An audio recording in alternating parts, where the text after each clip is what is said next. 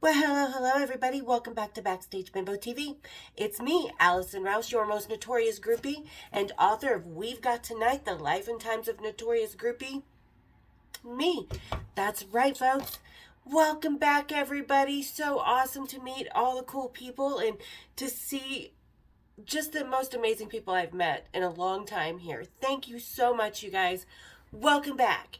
And welcome back to This Week on Cocktails and Rocktails, because we're going to get into a little more 80s rock and roll. Well, about 1993, but one of the biggest bands to come out of the 80s. We're talking about Guns N' Roses and Axl Rose. And I don't have the exact date because obviously this is a little laminate and I used it on more than one occasion. So, all right. And today's cocktail in honor of Axl Rose is what we call the dirty ashtray. If you can kind of see the top, it's got the pepper in it, so it looks like a dirty ashtray. And you'll find out why. So, everybody, grab your butts, kick up your feet, and let's have a little cocktails and rocktails, shall we? Cheers, big ears. Spicy. I love it. I love a good beer cocktail. Ooh, hold on. Ooh, that tangent is tart. Kind of like this story. Okay, so like I said, this is 1993, Salt Lake City, Utah. I remember it, I think, around April of 1993. And Kristen and I were hanging out. Danny, I believe, was already in California at this point. So it was just Kristen and I. Guns N' Roses was going to be in town, and they were in town the night before. So what do Kristen and I do? We go up to the Marriott Hotel where everybody usually stayed at the time, cruised on into the hotel bar Bentley's, and sat down. And that's how you get the band, folks. Go to the hotel bars, sit down. You'll run into them. And run into Guns N' Roses we did. First, there was a couple roadie friends. We knew their manager, Doug. We knew a couple of the roadie friends. So this was, again, one of those situations where ask and you shall receive. Pretty much. Yeah. So, in walks Axl, being who he's being. Cigarette in hand already. I mean, not supposed to be smoking in the hotel lobby. You could smoke in the hotel bar back then. But just in smoking. And keep the smoking in mind.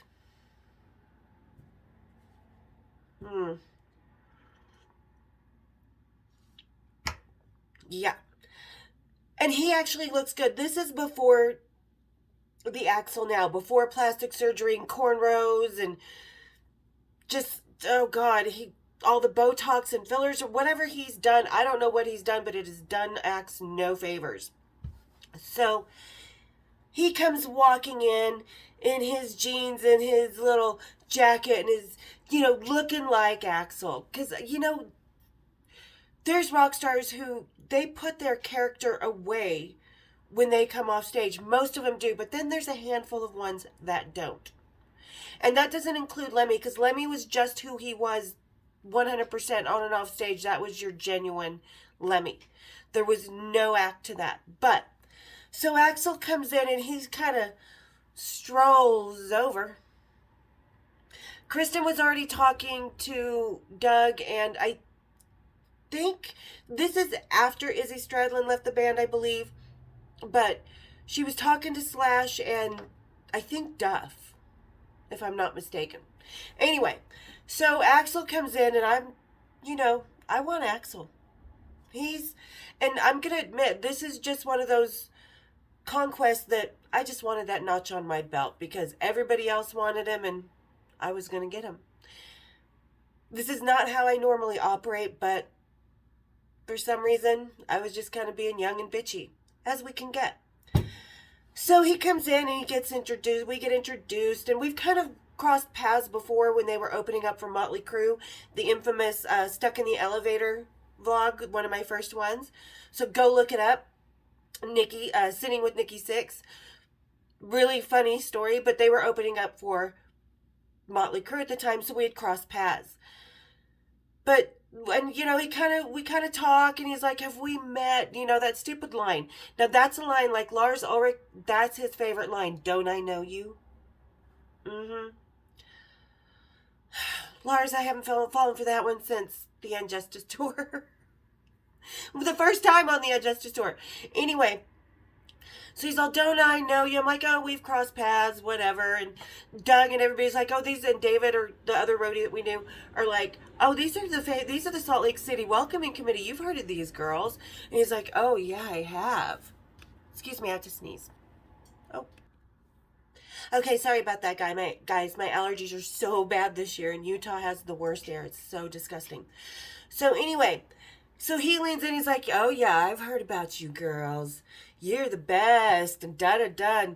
He's like, what any guy wouldn't get between your legs. I'm, oh, yeah, so what are you going to do for a Klondike bar there, Axe? And it just kind of became this big joke, and he sat down, and, you know, Axl was really nice and really charming. Excuse me again. But Axl can be charming. Sorry, I had to stop again. Some allergies. So Axl, he can actually be charming and nice and, like, listen and talk to you and hold a conversation. And we all know how much I like that. You know, it's what led me to James Hetfield over Jakey Lee. So, you know, I'm kind of getting charmed by him, and he's getting charmed by me. And, you know, we're just sitting there having drinks, and of course he orders his champagne because he loves to, you know, be she with his champagne. I just like champagne because I love it. I love the bubbles. I get a happy drunk when I'm on champagne. Mm-hmm. So if you want me happy drunk, just plow me with some Dom Perignon. Tottingers, because that's actually my favorite. So, and that's what he actually ordered up that night, was some Tottingers. So, you know, Kristen and I and Axe and David and Doug and, you know, we're all deaf. We're all just sitting there hanging out, talking, enjoying the champagne. And, you know, Axl keeps pushing my hair back and just kind of, hey, girl, you're so pretty, whatever. And I'm not trying to tout that I think I'm so beautiful. It's just, you know, the guys say this to women. So, and it was said to me too. And, you know, he's like, I really enjoy talking to you. It's a lot of fun. And he kept smoking the whole time. It was just smoking. And I was smoking at the time. And it was just too much. Like, it was the second he put one out, right back in. And I didn't like it. You know, when I smoked, I would hold it far away, wash my hands, spray with, you know, refresh so I didn't smell like an ashtray. Mm-hmm. Anyways, and the first time he kisses me was at the bar, and I thought, huh, okay. Because he just kind of reached and kind of, you know, as guys do, grabbed you by the back of the head, just sort of slowly slunk it in. He's like, come here. And he just got that Axl Rose smile on his face. So we kiss, and Kristen's like, woo, everybody's all, ooh, kissing in the tree, you know, just teasing us and stuff. So after we finished the next bottle, we had gotten a couple bottles of champagne. Go through a few hours of just hanging out, as you do at the hotel bar. And like I say, I know my stories are repetitive. Don't blame me, blame rock and roll, folks. They all start at the hotel bar, even today. They all start at the hotel bar. But the meat in the middle is what makes the difference. And the difference with Axl is, you know, he was the typical rocker that I like, that guy who really goes for what he wants in that respectfully aggressive way. I love that. The guy who just grabs a girl and kisses her, you know, like, not necessarily one of those big windy scenes and stuff like that, but you catch my drift. And, you know, I think, okay, he's a pretty good kisser. So, you know, Kristen's paired off with her guy. I'm cool, I'll pair off with Axe. Seems like a lot of fun. So we go upstairs. He orders another bottle of champagne to come up with us, as you do. And we go upstairs. We got the glasses. I've got my shoes off because we were doing some stupid human tricks in the bar. And just walking across the hotel lobby, there's other groupies out there that aren't old enough to get in the bar. And here I come out with Axe. And disappointed faces, because we've all been disappointed to see our favorite rocker as groupies take off with someone else. That sucks, but it happens. We just be adults and get over it and go fuck his bass player or drummer, whatever. At least I do. Anyway, I'm squirrely. So we get upstairs and, you know, he didn't even like I always carry mints with me no matter what, you know. And we're smoking, and he's got the balcony. We're talking about Salt Lake City. We're looking downtown. The Salt Palace is right across the street from the Marriott, as we've seen in one of my early videos. My very first bonus episode video, actually. So, And he just starts, kind of grabs me and starts kissing me and is like leaning me to the bed and kind of pulling my hair. I'm like, all right, this is going to be cool. And this whole time he's got a cigarette. So the cigarette, I'm like hoping it doesn't burn off my hair for starters, because you can feel the heat of it. And there was just no mince involved. Like, he just started kissing me and then going on, taking off my clothes, and I could even smell the nicotine on his hands. Like, I had a mint and had washed my hands, and no. And I'm just like, okay, well, he's a good kisser, whatever. And he goes, tap, tap, tap, goes south for the winter, And it's okay. It's not bad. It's average, what you would think a guy going down and trying to somewhat impress a woman, but at the same time, you could tell his ego. I'm Axl Rose. And a lot of women just, the second he sticks a finger up their nose or whatever, just has that fake orgasm because Axl Rose is touching her. But I'm not that person. You have to really, satisfy me, like I'm doing you, pay attention to what I like. And he was somewhat paying attention, but, he finally put his cigarette down, but it was still going for a while in the ashtray next to the bed. And I'm just like, ugh. Okay. But I'm ignoring it. But I swear to God, when he came up from me, I think my vajayjay blew smoke rings. Not kidding. It definitely needed a nicotine patch by the time he was done. That's for sure, because, I just swear I could smell the nicotine coming on, wafting. So that was kind of a turn off. But, I'm halfway through. I'm not leaving. He passed the Bret Michaels test. No tap, tap, tap. Go watch the best and worst lovers videos. You'll understand the tap, tap, tap. They're not good. Tap, tap, tap. Excuse me, sir. Excuse me. I don't mean to bother you. But I have an appointment. That type of thing. So he passed the tap, tap, tap test because, like I said, he was pretty good. But when I wrote the book, I was watching the movie Trainspotting. And we all know this scene where Ewan McGregor's, God, I forget the name in the movie.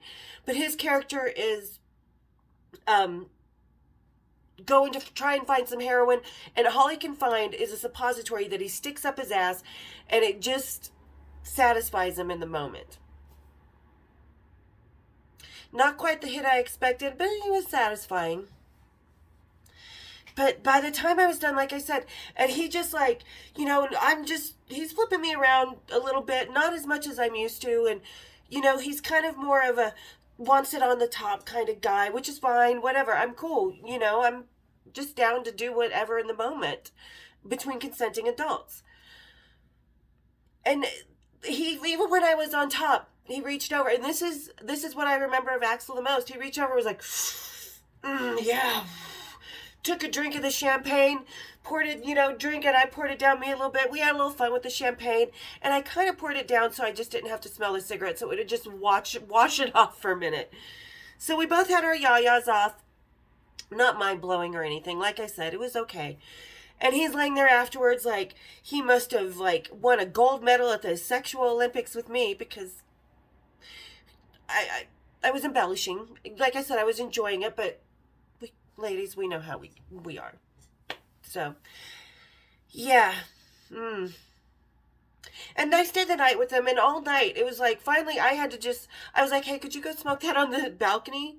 I'm like, it's just so smoky in here, because he's like one of those people who drives with the car windows shut and smokes. No, roll all those bitches down, open that window, smoke on the fucking balcony, please. Because it was just that annoying. And I was a smoker at the time, so if I'm getting annoyed by it, then... But like I said, he was, all satisfied that he made me happy. And he did go take a shower. And we hung out the rest of the night. And he didn't ask anything kinky for me. I know he's been known to have some kinks here and there, like everybody does. But he just didn't go there with me. So the next day we go to the show. We're hanging out. All the groupies were pissed, because the best boys were already taken by those of us that were at the hotel the night before. Because we weren't the only groupies. There was a couple other ones that we knew slightly from another neighborhood north of Salt Lake City. So everybody was, all the good boys, and Guns N' Roses were taken. So we just pissed off the other groupies. Didn't mean to, but get there the night before the show, ladies. Get a fake ID like we did. I mean, by 1993, I was still 22 years old and stripping at the time, which Axl loved because, ooh, strippers. And keep in mind, I wasn't the type of stripper from LA that just, strips and goes home, gives her money to the boyfriend. No, I was doing magazines. I was doing feature shows. I had already been to the Moulin Rouge, done Miss World Topless in Vegas, stuff like this. So, and he had never heard of a stripper like that, so he was always fascinated by that with me. So, yeah, we hang out at the show. We go back to the hotel. Same thing as the night before. Like I said, I'm pretty sure, the movie Alice in Wonderland, when the caterpillar is... I thought I was teaching my vajayjay to do that. No, it was just Axl going down on me. But like I said, it was fun. And it was not the only time I did see Axl. I admit I saw him again. But like I said, it was just kind of, at that moment, it was just sort of an ego boost. And it did teach me that I really don't care to sleep with rock stars to boost my ego. I'm dating these guys, sleeping with these guys, because this is the lifestyle I'm used to. And it taught me a lot about what not to like. And, I'd already seen a lot of rockers. I'd been around 5 years, 6 years by this point, 7, a long time. About 7 years. And I already didn't like their egos, but you have to deal with a certain set of an ego on a rock star. It's just, even off stage, it's just the way it goes. And that's okay. But Axl was just too much. Like, at the show, he was so bitchy, like, he did not go on stage for till an hour late. Like, I had to go in the dressing room. Doug comes out and gets me. I had to go in the dressing room, and as I'm walking in, he had just thrown a vodka bottle on the opposite wall. Like, it went past. And I just saw it crash and burn. And I was like, what the fuck? And he was like, oh, I'm sorry. I was just... Because he was having one of his Axl Rose meltdowns in the dressing room. So I go in that fucking dressing room, see that vodka bottle fly. I picked up another bottle, threw it at his fucking head. He just missed him. Like, he just kind of did one of those, because I wasn't fucking around. I don't deal with these egos on anybody, rock star or not. Put your fucking ego away. Live in your heart and soul. It may be harder and more vulnerable, but it's authentic. So, because, and I was like, you know what? You've got thousands of fans who, if it wasn't for them, you wouldn't be living this lifestyle. You wouldn't be having the groupies. Get your spoiled ass out onto the fucking stage now, motherfucker. His little champagne glass. Puts his hand out to grab my hand. Just, whoops, knocked over my water. Just grabbed him and dragged his ass out onto the spoiled ass out onto that stage. Because, come on. There's bigger rock stars than him that are less pretentious. And like I said, it just kind of turned me off, but he was something to do.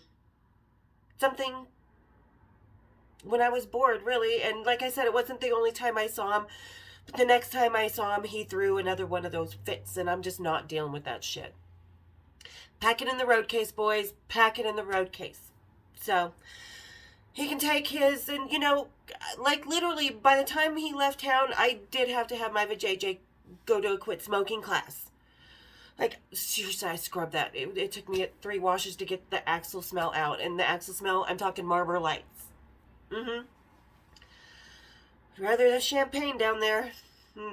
So, there you go. There's my fun and exciting little tete-a-tete with, adventure with Axl Rose for a couple days in Salt Lake City on the Use Your Illusion tour. Where is it? Sorry. These are just some of my laminates. Oh, here it is. So there we go. That tour. And he, like I said, he was a nice guy. He could be really charming. He actually does have a great sense of humor. You just don't see it very often because the pretentious Axl is coming out.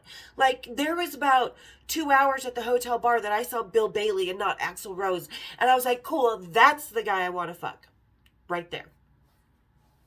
And ladies, that's the guy, you don't want to be fucking the rock star. If you're spending all your time stalking on the internet or deciding who they are before you meet them, what the hell are you going to talk about when you do meet them? So be authentic in your dating. Don't date the guy, the rock star on stage. Make him put it in the road case and date the man he is off that stage. And Axl is a prime example of that, because I see women who are attracted to him now and date him now, and I think, why? Seriously. Like, he was at least a cool, hot Axl Rose. Still kind of Bill Bailey was still in him, and now that's just gone. It's just that facade of Axl. I don't find that attractive. If you do, that's cool. But like I said, make him be his authentic self and not that little rock star du jour. So, there you go. There's Axl Rose, folks. Don't regret it at all by any means, but second time was enough. Up to there. So, there you go. Thank you guys so much for tuning in again this week to Backstage Bimbo TV. Thank you everybody for haunting me and watching me and sharing me and supporting me and just being so awesome. I've got to meet some really great people, especially other groupies. One who slept with Elvis, which I'm jelly, girl. I'm jelly. Totally would have been that. Yeah, totally would have been. So, and maybe one day I'll get a bunch of the girls like Mandy, Lucille, everybody on at different times and hear their stories too, because I really want to expand this channel a lot in that aspect and kind of bring other people in that you wouldn't normally hear about, because everybody thinks it was the 60s and 70s groupies that were the goddesses. No, sweetie. 60s and 70s women were still somewhat objectified. In the 80s, we were the ones with the cojones and the whips. We controlled it. We were not the side dish to the rock stars. We were their main course. So, all right, everybody. Thanks again for being really awesome, supportive. Really great to meet everybody through this channel. And for those 56% that are haunting me and ghosting me, hit that like button. Hit that subscribe. Let's get me out there. Let's get me in the good YouTube algorithm. They like it when more people subscribe and hit the bells, because we know y'all want to hit my bells. All right, folks. Thanks for tuning in. We'll see you next week on another episode of Cocktails and Rocktails. Cheers, big ears.